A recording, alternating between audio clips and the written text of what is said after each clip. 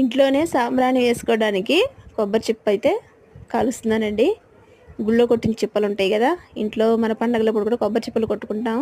ఆ పైన టెంకిలన్నీ దాచిపెట్టుకోవాలి, ఒక కవర్లో పెట్టుకొని ఉంచుకుంటే మనకు ఎప్పుడు కావాలంటే అప్పుడు సాంబ్రాణి ఇంట్లో వేసుకోవచ్చు. చక్కగా ఇలా పొయ్యి వెలిగించి ఆ పొయ్యి మీద ఇలా మనం హైలో పెట్టుకొని కాల్చుకుంటే ఊరిని వెలిగిపోతుంది. తర్వాత సాంబ్రాణి వేసేది ధూపం వేసుకునేది ఉంటుంది కదా, అందులో పెట్టుకోవాలి. పెట్టుకునేది ఇవ్వండి, ధూపం వేసేసుకోవాలి. చూడండి, సాంబ్రాణి ఇలా వేసుకుంటే బాగా వస్తుంది పొగ. చక్కగా మనకి ఎంతసేపు కావాలన్నా ఉంటుంది. ఇలా ఇల్లంతా పూజ అయిపోయిన తర్వాత ఇల్లంతా ఇలా ధూపం వేసుకుంటే మన ఇంట్లో ఉన్న నెగిటివ్ ఎనర్జీ అంతా వెళ్ళిపోతుంది.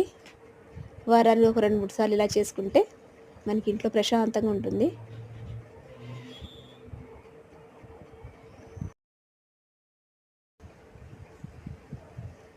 బయట కొన్న ధూప్ స్టిక్లు అవైతే కొన్ని బాగా వెలుగుతాయి, కొన్ని బాగా వెలగవు, కాస్ట్ కూడా ఎక్కువ.